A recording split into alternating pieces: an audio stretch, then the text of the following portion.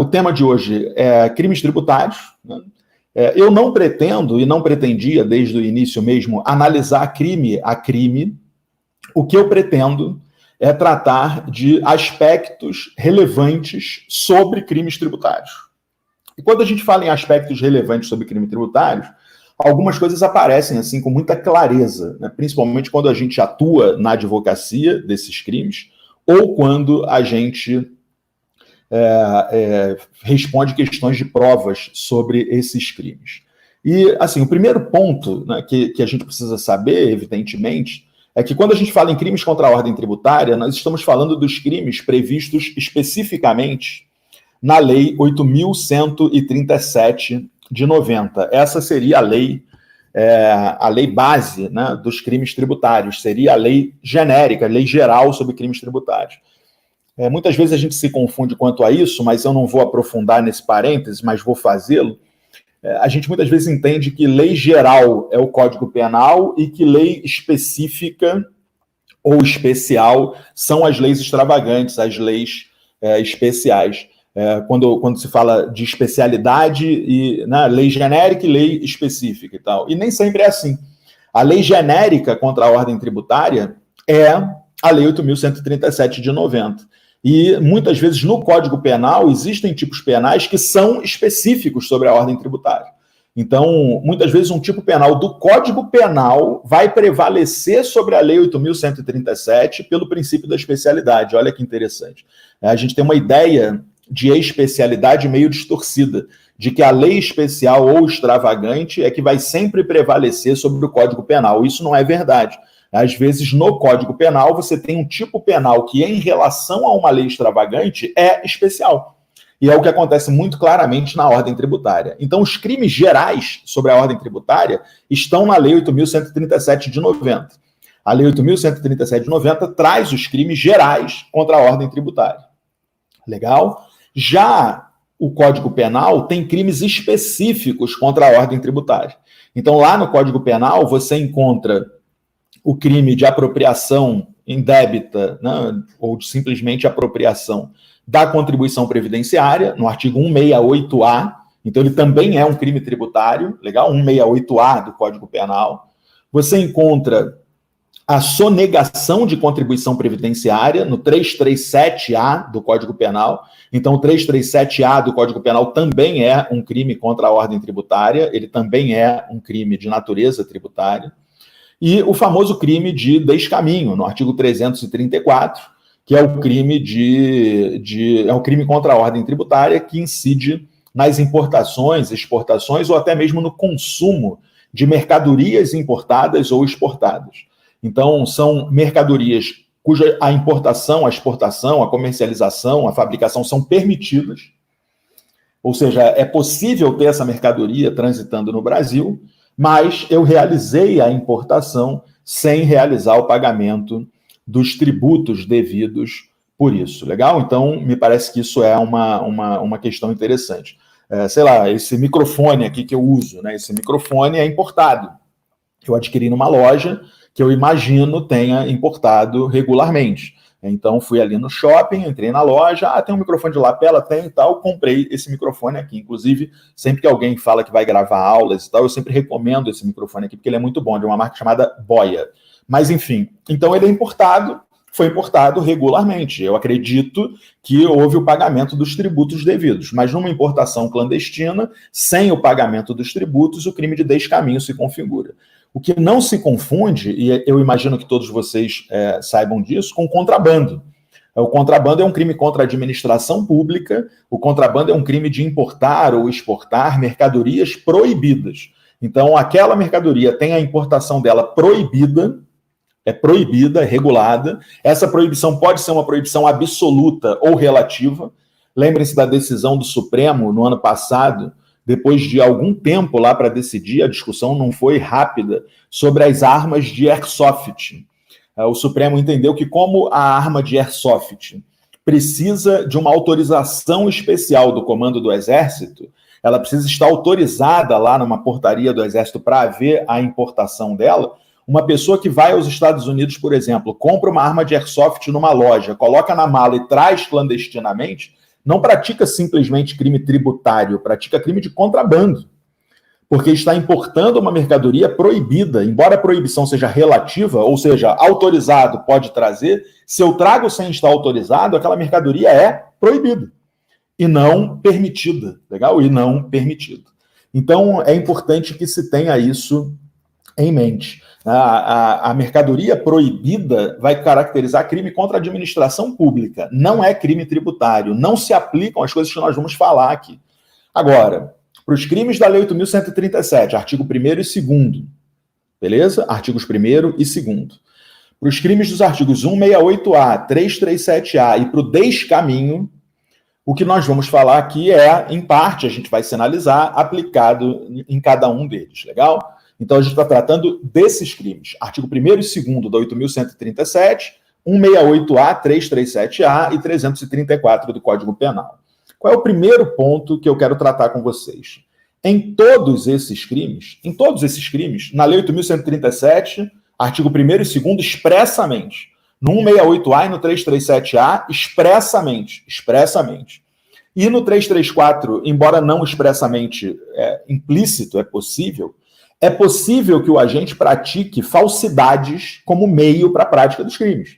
Falsifique uma nota fiscal com valor diferente para pagar menos tributo, falsifique uma despesa de médico para pagar menos imposto de renda, falsifique uma declaração de uma faculdade onde ele deu aula na pós-graduação, botando um valor menor para ele pagar menos imposto. Enfim, é possível que ele pratique falsidades, uma falsidade ideológica na hora de declarar a metragem do apartamento dele. Ele fez uma ampliação no apartamento, tem que corrigir o IPTU na prefeitura, senão é sonegação.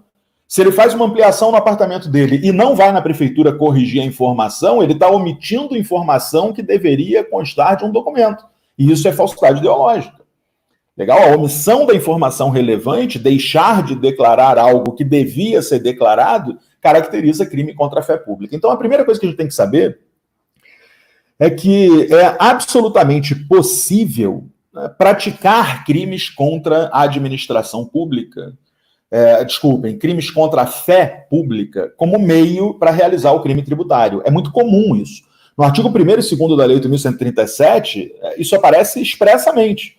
Se você pegar lá o artigo 1º, inciso 1, omitir informação ou prestar declaração falsa, falsidade ideológica. Fraudar a fiscalização tributária inserindo elementos inexatos ou omitindo operações de qualquer natureza. Ou em documento ou livro exigido pela lei fiscal. Então eu vou lá e fraudo o livro, ou seja, boto uma informação falsa, omito uma informação verdadeira.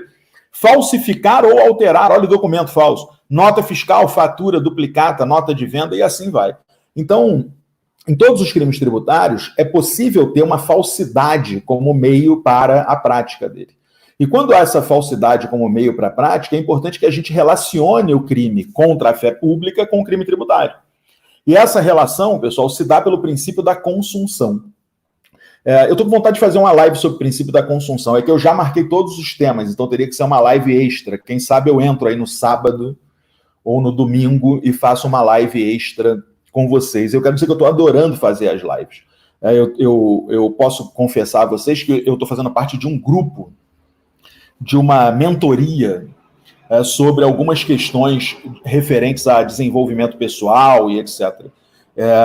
E uma das coisas que as pessoas dessa mentoria, que são todos empresários, foram estimulados a fazer, foi isso, fazer lives durante esse período da quarentena, né? E aí, na hora que estimularam isso, eu falei, ótimo, né? Porque essa é a minha praia mesmo, eu me dou bem com a câmera, eu não me sinto envergonhado, eu sou tímido pessoalmente, quem já me encontrou na rua sabe disso, mas na câmera eu vou bem, assim. Então, só que eu não sabia que eu ia gostar tanto de fazer live diária. Quando dá meia hora para as 3 horas, eu já fico pensando assim, cara, daqui a meia hora começa, deixa eu ajeitar e já boto o telefone ali, aí quero ver um negócio no telefone, vou lá, pego de volta. Então, a live é um negócio que eu tô realmente gostando de fazer. E que eu espero que vocês estejam gostando também, queria que vocês dissessem aí. Ontem, né, eu fiz uma live dura, né, dogmaticamente, sobre o princípio da insignificância, e eu fiquei muito impressionado com a quantidade de mensagens que eu recebi depois, elogiando a live, porque eu confesso que quando o assunto é um assunto dogmático muito pesado, a gente corre o risco de perder uma parte da audiência por falta de interesse mesmo, para a pessoa olhar e falar assim, o que eu tenho a ver com o princípio da insignificância na Itália? O que eu tenho a ver com o princípio da insignificância na Alemanha? Né? Eu quero saber do Brasil, e esse cara está aí falando da Alemanha, falando da Itália e tal, e aí eu corri esse risco ontem, né? Eu fiquei aqui pensando enquanto eu falava, olhando ali o número e falando, cara, aquele número vai começar a cair a qualquer momento, as pessoas vão embora, e ao contrário, né? Eu recebi várias mensagens elogiando, o que demonstra que mesmo num assunto mais teórico, árido, que não cai na prova, né? Não é um assunto que cai na prova, porque eu sei que a maioria dos meus seguidores são pessoas que vão fazer prova, então estão interessados naquele conhecimento imediato para a prova e tal, o que é justo, né? E eu faço esse papel mesmo, sou professor de curso preparatório, é isso que eu faço. Então, eu gostei muito ontem do resultado, né? E tanto que eu decidi deixar a live publicada, e essa semana é uma semana cheia de temas quentes, acho que eu organizei mal o tema. O tema de anteontem era legal, o tema de ontem, princípio da insignificância, é legal, o tema de hoje, crimes tributários, embora a gente esteja meio que enrolando hoje, é legal, e o tema de amanhã é sensacional. O tema de amanhã eu quero ver todo mundo aqui presente, o tema de amanhã é feminicídio, que é um tema que muita gente tem dúvida, muita gente não entende, e que, obviamente, para falar sobre feminicídio, vamos ter que falar um pouco sobre a Lei Maria da Penha. Então, a gente já falou dela na semana anterior, vamos ter que falar um pouco dela amanhã de novo e falar sobre isso, né? Então, é extremamente importante. Mas, enfim, vamos lá, vamos continuar aqui. Então, o primeiro ponto dos crimes tributários é esse, né? Então, fala aí se está gostando, eu gosto de ler. O pessoal está falando aí, o pessoal chegando atrasado e tal, o pessoal dizendo que está adorando, legal. Eu gosto de receber as mensagens aqui. Aliás, pessoal que está no Facebook e no Instagram, vou mandar no Facebook e no YouTube, eu vou mandar aqui no bate-papo o link, e aí depois no final eu até mando de novo, para aqueles que quiserem se inscrever na minha maratona de prescrição, que vai acontecer no dia 11, a partir do dia 11 ao dia 15. No Instagram tá no Stories, tenho posto todo dia, você já deve ter visto, mas pessoal que está assistindo fora do Instagram, estou botando aqui o link, se quiser é só copiar esse link aí e abrir, mas faz isso quando acabar a live, quando acabar a live eu coloco de novo. Mas vamos voltar aqui. Então, o primeiro ponto é esse. Crime tributário, pelo princípio da consunção, absorve o crime contra a fé pública. Mas quando? O princípio da consunção tem várias vertentes. A primeira delas, a mais clássica delas, que é essa que eu quero, é que o crime fim absorve o crime meio. Mas o crime fim, ele absorve o crime meio quando o crime meio tem todo o poder lesivo dele exaurido no crime fim. Quando o exaurimento do crime meio ocorre no crime fim. Se o exaurimento do crime meio ocorre no crime fim, o crime fim absorve o crime meio. Então, é exatamente nesse sentido que a gente precisa entender. Se eu tenho um crime tributário aqui, um crime de sonegação, vou pegar o basicão, um crime de sonegação de ICMS. E para realizar essa sonegação de ICMS, o comerciante está falsificando as notas fiscais. Essa nota fiscal falsa tem alguma outra finalidade lesiva? Causar um prejuízo ao consumidor, causar um prejuízo para a garantia do produto, causar um prejuízo em caso de um vício oculto? Se tiver, o exaurimento dela não está no crime tributário. Ela está servindo para o crime tributário, mas também para um crime contra a relação de consumo, mas também para um crime de estelionato, para outras situações. Aí o crime fim não vai absorver o crime meio, porque aquela mesma falsidade teve várias finalidades. Agora, se aquela falsificação da nota fiscal servia apenas para a sonegação de tributo, se exauriu na sonegação de tributo, ela vai ser absorvida. Então, o crime fim absorve o crime meio quando todo o exaurimento do crime fim acontece no crime fim. Se não se exauriu, não pode absorver. Esse é um requisito da consunção. O crime fim absorve o crime meio quando todo o seu poder lesivo se exaure lá. Se não se exauriu, não tem como ocorrer o fenômeno da consunção. Então, esse é o primeiro ponto. Se o Ministério Público denunciar tanto pelo crime tributário quanto pelo crime de sonegação, pelo crime contra a fé pública, a falsificação, a falsidade ideológica e tal, mas ficar claro que esse crime de falsificação visava apenas a fraude tributária, o crime tributário vai absorvê-lo. O Ministério Público está errado em imputar ali o concurso de crimes. Não havia concurso de crimes. Um segundo ponto importante sobre crimes tributários é quanto à tipificação. A gente ontem, de certa forma, falou sobre tipicidade, né, quando tratamos da insignificância. E eu disse a vocês que a tipicidade é um conjunto hoje aqui, né, no Brasil, é um conjunto entre uma adequação típica formal, olhar se o fato está previsto pelo tipo como crime, e uma adequação típica material, verificar se aquele fato representou uma lesão ou um perigo de lesão relevante para aquele bem jurídico. Se ele representou uma lesão ou um perigo de lesão grave, expressivo para o bem jurídico. É isso. Se o fato está previsto em lei como crime, ele se adequa à lei, e se ele foi lesivo, ele tem tipicidade material, e isso faz com que ele seja típico. Quando a gente trata dos crimes tributários, a gente tem dois aspectos sobre a tipicidade que são extremamente importantes. O primeiro é o seguinte: quando o crime tributário for material, cuidado, quando o crime tributário for de natureza material, o que é um crime material, pessoal? Crime material é aquele que depende de um resultado naturalístico. Resultado jurídico, todo crime tem. Mas esse crime depende de um resultado naturalístico, ou seja, de uma mudança causada no mundo real. Esse crime, ele exige uma mudança causada no mundo real para acontecer. O exemplo mais tradicional é o homicídio. Só existe homicídio se existir morte. Se não existir morte, não tem homicídio. Eu disse isso uma vez na sala, aí uma aluna, como assim? Claro que tem homicídio. Eu falei, não, não tem. Ela tem. Eu falei, não tem. A pessoa tem que morrer. Se não morrer, não tem homicídio. Ela... Mas, Novaes, a tentativa. Eu falei, não, tentativa não é homicídio. Tentativa é tentativa de homicídio. Então, quando eu digo que o crime depende do resultado, é exatamente isso. Aquele crime, o que é um crime de homicídio? Matar alguém. E matar alguém, artigo 121 do Código Penal, o fato para se adequar a esse tipo penal precisa do resultado. Nos crimes tributários, existem crimes materiais e existem crimes que são formais. O que é um crime formal? É um crime que pode até causar um resultado, mas não precisa. Ele pode até levar a um resultado, mas não é necessário que ele leve a esse resultado. Não é necessário que esse resultado aconteça. Ou seja, ele pode causar um resultado, mas não precisa causar um resultado. Ele pode levar essa mudança no mundo, mas a consumação dele foi antecipada. O resultado foi deixado de lado. Não é necessário que o resultado aconteça. Nos crimes tributários, a gente tem crimes que são praticados. Eu estou falando dos crimes do contribuinte, né? Porque também tem crimes de funcionário, esse eu não estou tratando. A gente tem lá o crime praticado pelo contribuinte, que é de natureza material, e tem o crime que é de natureza formal. Qual seria o resultado de um crime tributário? Deixar de pagar. O Estado tributário, o Estado administração, arrecadou menos do que podia ter arrecadado. Arrecadou menos do que tinha direito a arrecadar. Porque o contribuinte conseguiu, por meio daquela conduta, reduzir ou suprimir o pagamento do tributo.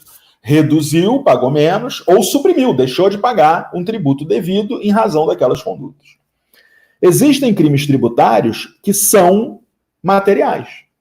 Legal? Existem crimes tributários que são materiais. O artigo 1º da Lei 8.137, nos incisos 1, 2, 3 e 4, traz crimes materiais. No inciso 5 e no parágrafo único, não. Não precisa do resultado. Mas nos incisos 1, 2, 3 e 4, o crime é material. No artigo 2º da lei, cuidado com isso, muita gente erra isso, no artigo 2º da lei, o inciso 2 é material. É uma apropriação tributária. É apropriação tributária. É o empregador, por exemplo, que desconta o imposto de renda do salário do funcionário, lá do bruto, desconta o imposto de renda do salário do funcionário e não repassa. É o comerciante que recolhe o ICMS do consumidor, porque quem é que paga o ICMS? Nós, né? Eu vou ali comprar esse celular. Já olhou a nota fiscal do seu celular? Está lá, ICMS, tanto por cento de alíquota, tantos reais. Você vai lá comprar essa garrafinha aqui de água, está lá, tanto de ICMS. Ou seja, quem está pagando é você. E aí, no outro dia, chegou um caso concreto desse no Supremo, né? A defesa estava tentando dizer que aquilo era mera infração tributária, que aquilo não era crime. E o Supremo disse, não, isso aqui é crime sim, do artigo 2º, inciso 2, que é a apropriação tributária. O lojista descontava o ICMS nas compras, ele cobrava do consumidor o ICMS, não lembro qual era o produto que ele vendia, roupa, sei lá, ele cobrava o ICMS do consumidor e ele não repassava. E aí ele declarava, estava lá na declaração, vendeu X mil, deve Y, estava lá. Vendeu 100 mil, deve 18 mil, estava lá o valor, estava lá. Só que ele não recolhia. E aí, o que a defesa dele tentou fazer, e foi até o Supremo discutindo, dizer que isso era infração tributária, que era o devedor de tributos. O cara declarou, tá aqui, ó, a declaração dele tá certa, ele ganhou 100 mil, ele deve 18 mil, tá certo, ele não fraudou nada, mas ele não recolheu no prazo. Ele é devedor de tributo, executa, execução fiscal e tal. O Supremo disse, não porque esse tributo não é ele quem está pagando. Se fosse ele, meu imposto de renda, não estou cobrando de ninguém. É meu dinheiro que eu tenho que pagar de imposto de renda. Se eu não pago, sonegação não se configura. O que se configura é uma dívida tributária. Beleza? Apropriação não se configura. O que se configura é uma dívida tributária. Agora, se eu desconto o tributo de você e não repasso, ao descontar o tributo de você e não repassar, aí sim ocorre crime, porque ocorre apropriação tributária. E esse crime é do artigo 2º, inciso 2. Legal? É igual a apropriação previdenciária, no 168A. É a mesma lógica da contribuição previdenciária. Imagina que eu contratei alguém para fazer um serviço aqui em casa, pintar a casa, uma prestação de serviço, e aí na hora de pagá-lo eu disse, olha, está aqui, a gente combinou o valor tal, só que incide Previdência Social, a alíquota é X, não sei quanto é, eu vou descontar aqui do seu dinheiro um valor, tanto. Aí eu desconto esse dinheiro dele e fico para mim, em vez de recolher ao INSS.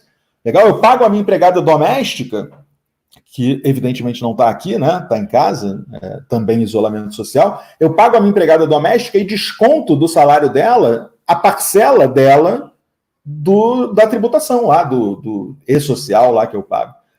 Se eu pego essa parcela da tributação dela, e ali tem tudo quanto é tributo, né? Tem previdência, tem imposto de renda, tem tudo ali junto. Se eu desconto dela essa parcela e não repasso, não é mera dívida. Ainda que eu informe ao fisco, preencha lá o e-social, se eu não repasso, tem crime tributário de apropriação tributária.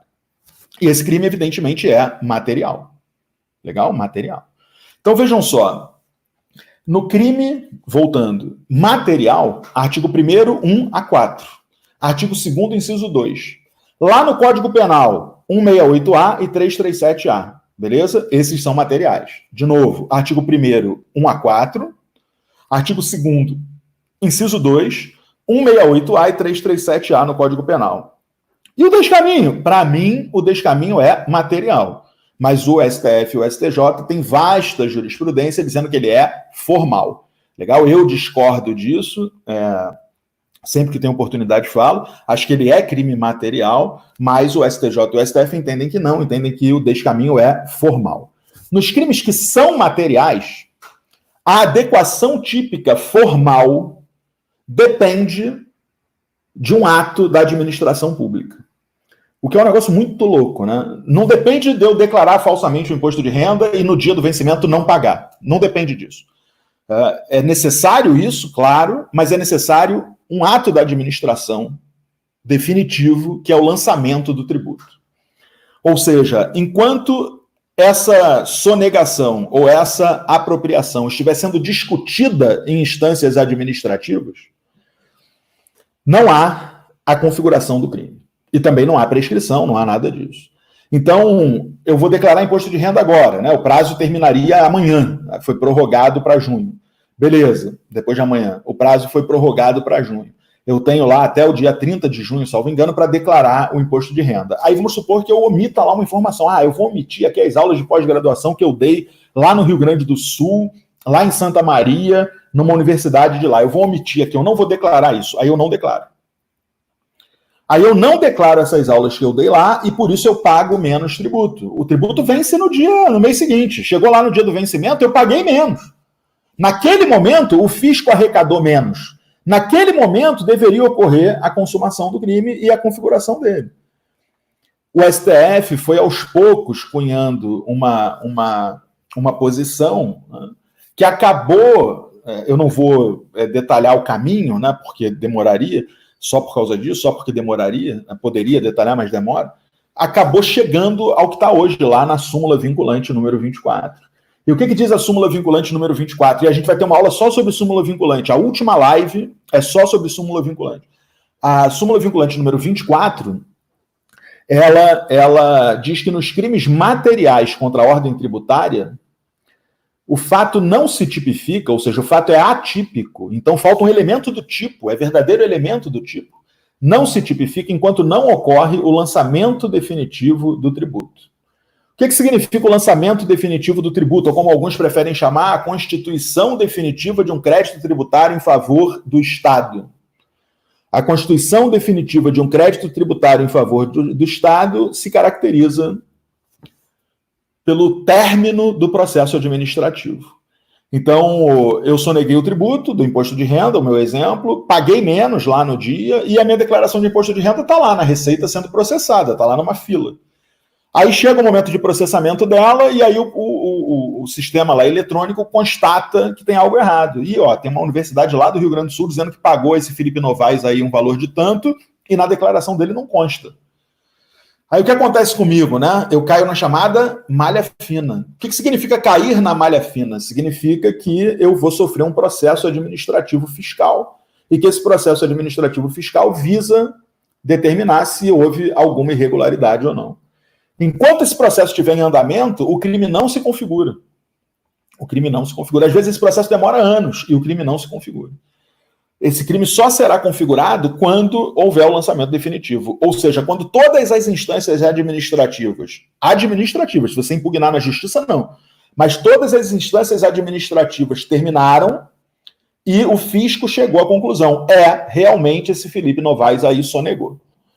Aí, nesse momento, ele lança o tributo. E quando ele lança o tributo, o crime ocorre, o crime se consuma. É a partir desse momento que o crime está consumado e é a partir desse momento que eu vou responder criminalmente. E só a partir daí que corre a prescrição. Nos crimes formais, não. Nos crimes formais, a consumação ocorre no momento que o agente realiza a conduta. Não tem resultado, não precisa do resultado. Pode até acontecer, é mero exaurimento. Então, nos crimes formais, não. Nos crimes formais não se aplica a súmula vinculante 24. Beleza. Um terceiro ponto sobre esses crimes, também ligado à tipicidade. Então, primeiro, consunção com a fé pública. Segundo, lançamento definitivo súmula vinculante 24. Terceiro, alguém perguntou lá, o lançamento é condição objetiva de punibilidade? Da forma como a súmula foi escrita, meu amigo Gilbert, não. Da forma como a súmula foi escrita, o lançamento definitivo é elemento do tipo penal. Não se tipifica. Se fosse condição objetiva de punibilidade, a gente teria o crime, mas faltaria uma condição para o Estado punir. Então, não é uma condição objetiva de punibilidade. E se fosse uma condição objetiva de punibilidade, teria que haver uma discussão acerca da prescrição. Então, me parece que o Supremo, ao dizer que não se tipifica, ele salvou a prescrição. Legal? Ele disse, se não se tipifica, não corre prescrição, não tem crime. Mas, por outro lado, o que ele causou? Não cabe instaurar inquérito, não cabe realizar atos de persecução penal. Tem umas exceções, quando tiver em conexão com outro crime que dependa da investigação, tem lá umas exceções. Mas, em regra, não cabe persecução penal. Então ele resolveu o problema da prescrição, mas criou um outro, que é o fato de que a polícia, por exemplo, só vai poder começar a investigar esse crime quando tiver o lançamento definitivo. E às vezes, quando ocorre o lançamento definitivo, já tem tanto tempo que uma busca e apreensão de um computador, por exemplo... E óbvio que o meu exemplo lá do imposto de renda do Felipe Novaes, um professor, né, que é remunerado de forma pequena, que sonegou um pouquinho... Tá, beleza. Mas imagina grandes empresas com sonegações bilionárias. 5 anos depois ocorre o lançamento definitivo, aí a polícia vai lá, excelência, é uma busca e apreensão dos computadores para verificar a fraude tributária. Aí vai lá, não é nem mais o mesmo computador, mudou tudo. Então, isso acaba... alguém perguntou ali se foi um erro no preenchimento da declaração. Aí não tem dolo, né? A gente está diante de crimes dolosos. Então, eu tenho que ter a vontade... ou, no mínimo, dolo eventual, ou seja, a aceitação de sonegar. Estou na dúvida aqui de como preenche isso e tal. Dane-se, vou mandar assim mesmo, dolo eventual. Então tem que ter dolo, legal? Se foi um erro de preenchimento, obviamente que não, né? Se foi um erro de preenchimento, obviamente que não. Legal. Um outro ponto importante, né? Também ainda na tipicidade, a insignificância, tipicidade material. Vocês sabem que os nossos tribunais, tanto o STF quanto o STJ, né, os tribunais superiores, eles entenderam que por causa da ideia de que o direito penal é a última ratio, de que o direito penal ele só se aplica subsidiariamente aos demais ramos do direito, ou seja, só na ineficácia dos demais ramos do direito, o STF entendeu que o piso, legal? Piso da execução fiscal, beleza? Também é o piso para configurar o crime tributário, a relevância do crime tributário. Ou seja, sonegações ou apropriações em crimes federais, ok? Federais, que não ultrapassem o piso de execução fiscal, que atualmente é de R$20 mil, mas não decora R$20 mil. Decora R$20 mil para fazer prova. Aqui a gente está estudando, legal? Então, entende o porquê.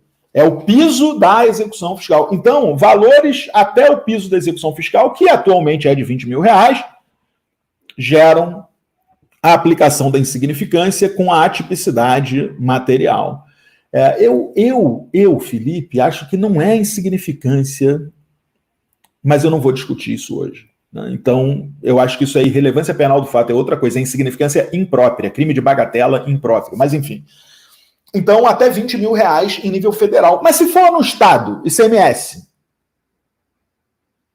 aí não é R$20 mil. Aí você tem que saber qual é o piso estadual. Qual é o piso da execução fiscal estadual daquele lugar? E aí esse piso da execução fiscal estadual desse lugar é que vai ser utilizado. Legal? Então, R$20 mil é para crimes federais. Se for um crime local, vai usar o piso daquele lugar e não o piso federal. Bacana? Fica atento a isso. E para a gente finalizar, eu disse que eu ia acabar 15 para as 4, já são 12, mas eu vou terminar com esse tema. Tem um outro ponto importante nos crimes tributários, e aí eu acho que a gente falou de todos os importantes mesmo, embora não tenha exaurido os crimes, né? Eu acho que a gente falou dos pontos importantes, que é a extinção da punibilidade pelo pagamento do tributo. Ou seja, o eventual arrependimento nos crimes tributários tem um peso diferente do que o que normalmente tem. Em regra, quando alguém se arrepende do crime depois de consumado e restitui a coisa, indeniza, repara o dano, isso gera para ele apenas uma diminuição de pena, em regra. Tem a exceção do peculato culposo, tem a exceção do cheque sem fundos, enfim, tem exceções, mas, em regra, quem depois de consumado o crime se arrepende e repara o dano, indeniza e tal, essa pessoa tem apenas uma diminuição da pena. Artigo 16 do Código Penal, uma diminuição da pena lá de 1 a 2/3 da pena, chamado arrependimento posterior. Nos crimes tributários, não. Logo na lei de 90, veio uma regra, salvo engano era o artigo 14, depois ele foi revogado, veio uma regra dizendo que nos crimes tributários, quando a gente reparasse o dano, quando ele pagasse, quando ele fosse lá, declarasse o imposto e pagasse, ele teria direito à extinção da punibilidade. Um ano depois, o legislador voltou atrás nisso e revogou esse dispositivo. E aí, depois, em 95, ele voltou atrás novamente e criou de novo o dispositivo. Legal? Mas, em todos esses momentos, o dispositivo colocava como limite o recebimento da denúncia. Então, aquele agente que repara o dano tributário até o recebimento da denúncia teria a punibilidade dele extinta. Até que, na década de 2000, ali, principalmente de 2003, a gente começou com alguns pacotes de refinanciamento fiscal. Logo que o presidente Lula assumiu o governo, ele tentou buscar dinheiro, dinheiro de tributação atrasada e tal, e ele criou lá as leis do refis, que alguns elogiam, outros não, acho que é natural. Criou isso lá. E nessas leis do refis, para estimular as pessoas a pagarem, o que foi feito? Foi feita uma regra dizendo que se a pessoa pagasse, ela teria extinta a punibilidade, independente independente do momento. Então, mesmo pessoas que já estavam denunciadas pelo crime, se procurassem, né, era a Lei 10.684, salvo engano, de 2003. Lei 10.684, salvo engano, é esse número. Então, artigo 9º. As pessoas que procurassem pela administração pública, declarassem a sua sonegação, assumissem que praticaram o crime e pagassem, teriam a punibilidade extinta. E mesmo que esse pagamento fosse parcelado, no momento que ele fizesse o requerimento do parcelamento, era suspensa a pretensão punitiva penal, ficava suspensa durante todo o parcelamento, inclusive a prescrição, claro, e lá no final, quando ele quitasse, extinção da punibilidade. Então, duas possibilidades, pagou à vista ou pagou parcelado. Pagou à vista, extingue automaticamente, naquele momento, pagou parcelado, suspende a pretensão punitiva, fica suspensa, ao quitar, extingue a punibilidade. Legal. Ambos sem prazo. Poderiam acontecer até depois do trânsito em julgado. Na época, eu cheguei a ter uma conversa muito boa com um grande previdenciarista, e ele me dizia lá, é exatamente isso, né? Ele, inclusive, escreveu um artigo e tal, ele dava, inclusive, escrevi um artigo e tal, não sei o quê, o Fábio Zambiti, acho que vocês devem conhecer. Então, o Zambiti tem o livro de direito previdenciário mais conhecido de todos, né? O Fábio Zambiti, ele era procurador do INSS, ele saiu para advogar, né? Um daqueles que foi advogar, foi se aventurar na advocacia, e teve muito, muito sucesso. Então, o Zambiti, ele quando saiu para ir para o escritório do Barroso. Depois, quando o Barroso foi para o STF, ele montou o escritório dele, atualmente ele tem o escritório dele. Então, o Zambiti, ele dizia, Felipe, eu escrevi, inclusive, um artigo dizendo que isso é inconstitucional, né? Que isso viola a Constituição, porque, na verdade, que o crime tributário, não é a extinção da punibilidade, que o crime tributário viola a Constituição, porque o crime tributário virou forma de cobrança do tributo. Olha, você sonegou tributo, tem crime, hein? Vou te prender. Agora, se você vier pagar, eu não te prendo mais. Ou seja, o crime tributário virou prisão por dívida. Virou prender as pessoas por causa de uma dívida. E aí ele escreveu um artigo dizendo que os crimes tributários eram inconstitucionais por caracterizar a prisão por dívida. Olha que interessante. Mas nunca foram declarados inconstitucionais. Aí o tempo passou e, em 2012... para o pagamento parcelado, a gente deu um passo atrás e disse que no pagamento parcelado, o requerimento de parcelamento tem que acontecer antes do recebimento da denúncia. Pagamento à vista continua sendo a qualquer tempo. Pagou à vista, está extinguindo a punibilidade a qualquer momento. Agora, parcelamento só suspende o processo penal, só suspende a pretensão punitiva se o requerimento for antes do recebimento da denúncia. Requereu antes do recebimento da denúncia, suspende. Se requerer depois, pode continuar sendo processado. Mas quando quitar, é pagamento. E aí, quando ele quitar, está extinta a punibilidade pelo pagamento. E aí, não importa se já teve denúncia ou não. Legal?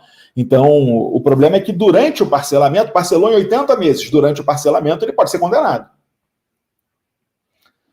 Beleza? Ele pode ser condenado. Mas quando ele quitar, vai extinguir a punibilidade, porque a quitação equivale ao pagamento. E aí, como a quitação equivale ao pagamento, ela vai extinguir a punibilidade a qualquer tempo. Alguém perguntou se isso não é falta de isonomia, né? E aí eu queria dizer, a lei do refis que eu citei era de 2003, né? 10.684, alguém perguntou ali. E aqui mudou depois, ela na verdade mudou a 9.434, artigo 83. É uma lei de 2012, mas ela fez uma mudança numa lei anterior. Ela alterou a lei 9.434, salvo engano, eu não tenho como consultar agora. É artigo 83, que trata do parcelamento. Foi uma mudança feita em 2012.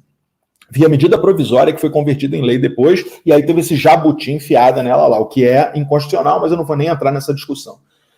Então, acho que esses são os pontos dos crimes tributários importantes. Legal? A consunção com a fé pública, a tipificação formal observada a súmula vinculante 24 nos crimes materiais, nos formais não. Tipicidade material, observado o princípio da insignificância nos valores até 20 mil, e aí aplicado em todos, inclusive no descaminho, não sei se isso ficou claro. A súmula vinculante aqui não, é só nos materiais. Mas o 20 mil é em todos os crimes tributários, desde que federais. Legal? Se for local, tem que olhar o piso local. E a extinção da punibilidade pelo pagamento. Pagamento à vista extingue a qualquer tempo, pagamento a prazo tem que requerer o parcelamento antes do recebimento da denúncia para suspender a pretensão punitiva e a prescrição. Ao final, quitou, extingue a punibilidade também. Beleza?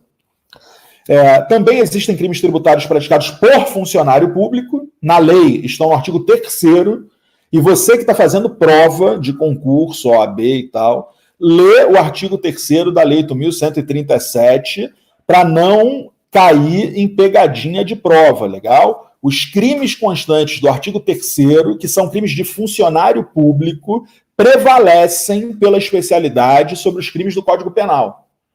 Então, no inciso 1, tem extravio de livro, que no Código Penal seria o 314. Se a questão disser que é fiscal de tributos, prevalece o crime da lei, e não o do Código Penal. No inciso 2, pessoal, tem concussão e corrupção passiva. Exigir, solicitar, receber e aceitar promessa. Prevalece sobre 316 e 317. Não vai cair em pegadinha de prova. Legal? Então, se disser que um fiscal de tributo pediu dinheiro para não multar um comerciante, o crime é esse aqui, artigo 3º, inciso 2. E não o 316 ou 17, dependendo da situação, do Código Penal. Bacana? E o inciso 3 é uma advocacia administrativa, prevalece sobre o 321 do Código Penal. Então, é o funcionário público da ordem tributária que está patrocinando interesse privado junto à administração. Se ele patrocina interesse privado junto à administração, ele pratica esse crime específico de advocacia administrativa aqui.